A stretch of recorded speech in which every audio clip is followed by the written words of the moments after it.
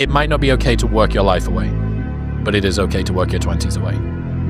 And so many of the realizations that we have arrived at are only really accessible to you because you've closed the loop of all of the ones that you needed to first. And so whatever reasons that we usually give ourselves in the beginning for why we can't achieve something, you can almost always find not only just someone, but someone who's achieved world-class levels of success with worse conditions than you currently have, which then means it's absolutely possible. And then the only thing that it takes to get there is work.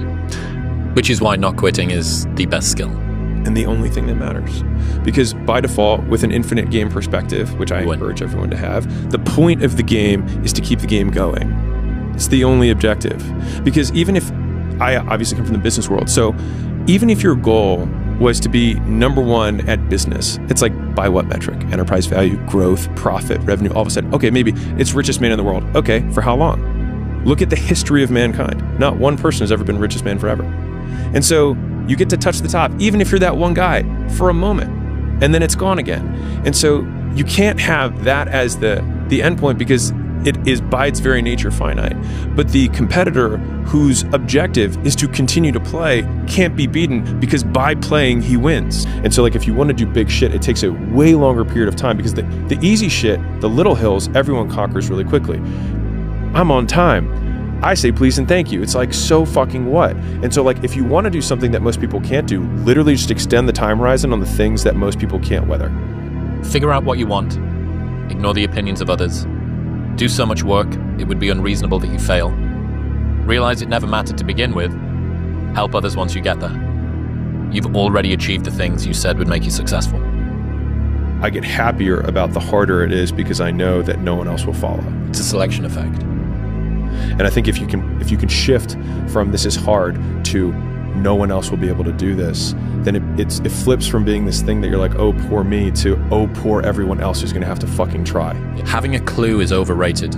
There's this funny myth that people actually know what they're doing. I've spent time around some of the richest, smartest, highest status people on the planet, and let me tell you, it's idiots all the way up. Normalize saying, I don't have a clue, I'm going to work out how to do it anyway. Having a clue is overrated. It doesn't matter whether I achieve all of my goals or I don't achieve all of the goals. In 3 generations, I'll be forgotten, and the only people who were naysaying against me will also be dead. And so then it's like, just do it for me. And then when I wake up every day, there's only one voice I have to listen to. If you continue to feel like people don't take you seriously because of your age, it might be not because of your age. It might be because you suck. And I think that is a significantly harder and more probable pill that you'll have to swallow. Criticizers are more often correct, but when it matters most, incorrect. It just takes work. Shitloads and shitloads of work. Every time I try and dress it up or cut a corner, I get brutally reminded the work just needs doing. The work doesn't care who you are, it just cares that it gets done. Stop taking things so seriously. No one is getting out of this game alive, literally. In 3 generations, no one will even remember your name. And if that doesn't give you liberation to just drop your fucking problems and find some joy, I don't know what will. Life is inherently ridiculous and guaranteed to end sooner or later. So you might as well enjoy the ride. So no matter who you are, you're going to be disliked, period. Because no one's liked by everyone. So we just have to listen, if we can accept that as a premise, right? No one's gonna be liked by everyone. You might as well be disliked for being you than being somebody else. Amen. Right? Amen. At the most basic level. Yeah. The being disliked is a fixed cost. Yeah. Right? Yeah. And I think to take the opposite perspective, I think it is far better to be disliked for being who you are than loved for someone you're not. But I'd probably just say fear less. So much of my life, especially in my 20s and even still now, is driven by this fear. It's driven by uncertainty. It's running away from something that you don't want as running towards something that you do, and that will push you to do lots of great things. Playing out the fear, Layla says this, and I love it, but that fear is a mile wide and an inch deep. And so it looks like this ocean that you're going to step into and drown. But as soon as you step into it, you realize it was not that deep at all, and you can keep walking through it. And I just love that visual, because a lot of times when it's like we have this anxiety around this big decision we have to make, if you actually take the step and realize that it's not death, you're not going to drown immediately. There's plenty of other steps you can take from there, even if you get a little wet. Before you win, everyone will ask why you're working so hard. And after you win, everyone will remind you how lucky you got. I'd say one of the strongest mental frames that has gotten me through my hardest times is thinking this will be the story that I will one day tell. And that means the harder it is, the bigger the dragon, the more epic the story, and by consequence, the more epic the hero. Control freak is a word people with low standards use to describe people with high standards. You're not a control freak. You just want it done right the first time. You're not anxious. You care. Do not expect mediocre people to support world-class goals. I think all of it comes down to when you change yourself, you will change the world because you'll change how you see it. Expecting it to be easy is what makes it much harder than it ever is. Bad things don't come in threes. Bad things happen, people don't know how to cope, and they allow one bad thing to snowball into more. Bad stuff sucks. The only thing worse is letting one bad thing ruin many good things. You're not in enough pain. I've said that to plenty of people. We go speak and someone's like, how do I get motivated? I'm like, you're not going to get motivated. Like, you have to hate. For me, I automatically go there. I'm like, you have to hate something. Like, for me, I just hated my current existence. And so for me, that was powerful enough to get me out. And I just cracked one day and I was like, fuck happiness. Because it felt so out of reach that I was like, just fuck it. I'm not even gonna shoot for it. I'm just gonna do stuff.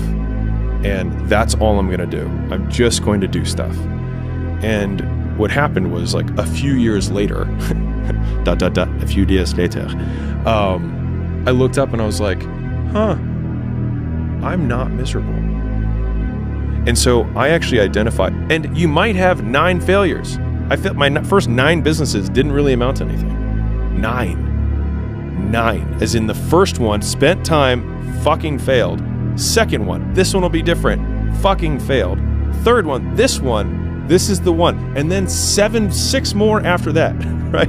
I'm just painting this picture because, like, it's painful as shit, because the whole time everyone is telling you, I told you so, and they're right. Today. But not forever. This lonely chapter is a period through which I think everybody needs to squeeze. Anybody that decides to go from a place they are to a place that they want to be is going to have to let go of people who can't go there with them. And this isn't a value judgment about the people that are doing the personal growth thing are better than the people that are already fine as they are and are happy leading a different sort of life. It's that if you know that there is something that you're meant to do, if you know that there's something that you're meant to change, you will have to let certain groups, friends, routines, places, activities, recreations that you do, you're going to have to let those go. And there is this, the Rocky cutscene lasts for 90 seconds in the movie, but it can last for 5 years in your life. And you have no idea whether or not it's even going to work. And that's the bit that always got to me. The bit that always got to me was I didn't even know if there was going to be any glory on the other side. It's like ordering an Uber and never knowing if it's going to arrive or not. And you think, well, I'm just stood here doing the thing, but I don't know if it's going to come out on the other side. And I can promise you, anybody that has done anything, moved from any place they were to any place that they want to be, has gone through this lonely chapter. The world belongs to those who can continue to work without seeing the result of their work. Continue to do without seeing the result of their doing. I was alone all the time. All I did was be alone. I was alone in my room playing. I was alone in the schoolyard. I was alone in lessons. I was alone walking home. One of the major plights of humanity, myself included, is the expectation that life should be different than it is. And so we create this idea that whatever we have right now is not what it should be. And I think should is the root of all pain, is that all the things that we think should happen but aren't is basically the measurement of our pain. And so I've tried to eradicate should from my life. Should for other people, she should do this, they should do that.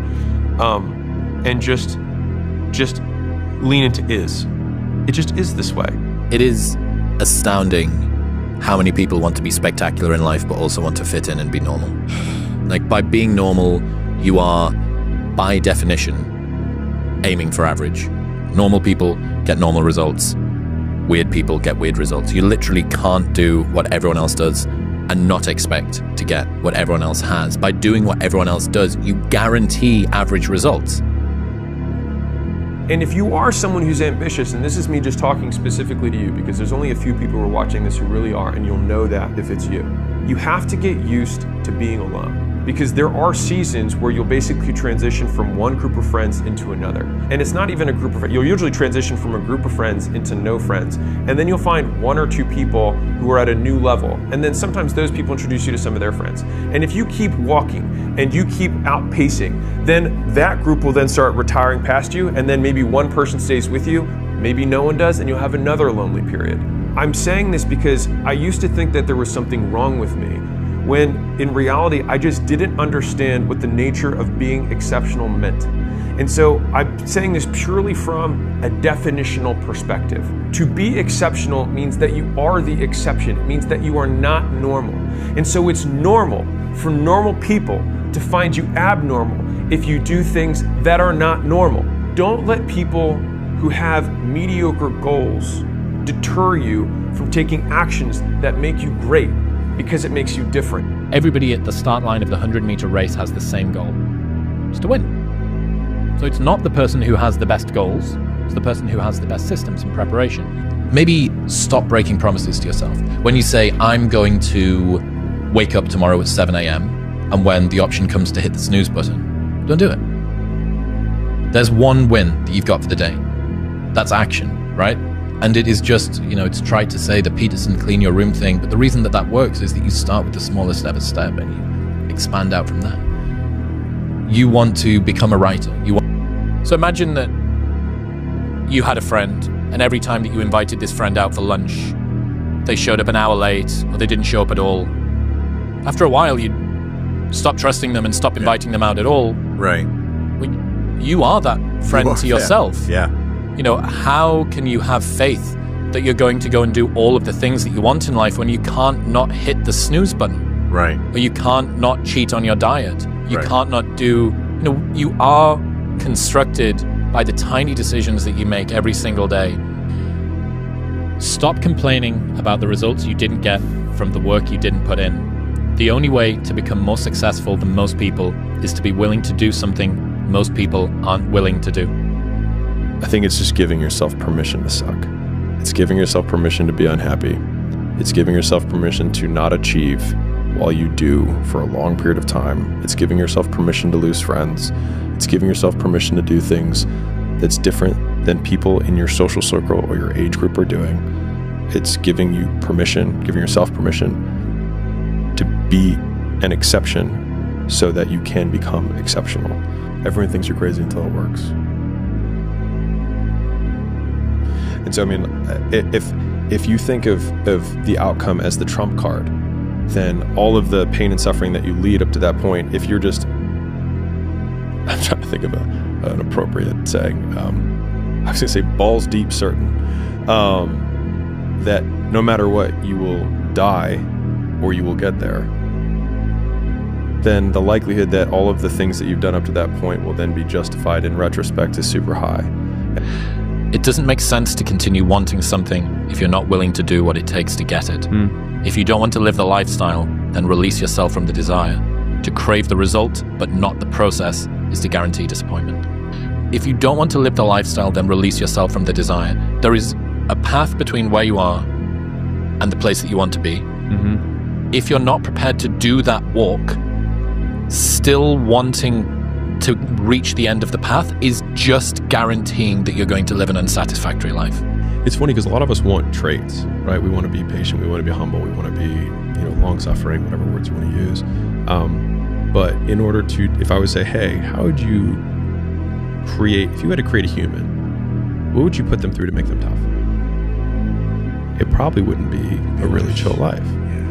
What would you put them through to make them patient? You probably wouldn't give them things immediately. And so it's like, we want these traits, but each of the traits has a price tag attached to it. And it's just like, do you want to pay the price tag to get the thing? And so I think if people reframe the period of life that they're going through as the price that they're paying out of their wallet, but the wallet is their time, it's the seconds of life that they're trading for it, then I think more people will be willing to make the trade. Because at least when I look at myself, like when I'm 80 something years old and I'm looking back on my life, I want to have these traits. But in order to have those traits, I know I have to go through these things. And I think for me, that's given me a lot of comfort in hard times.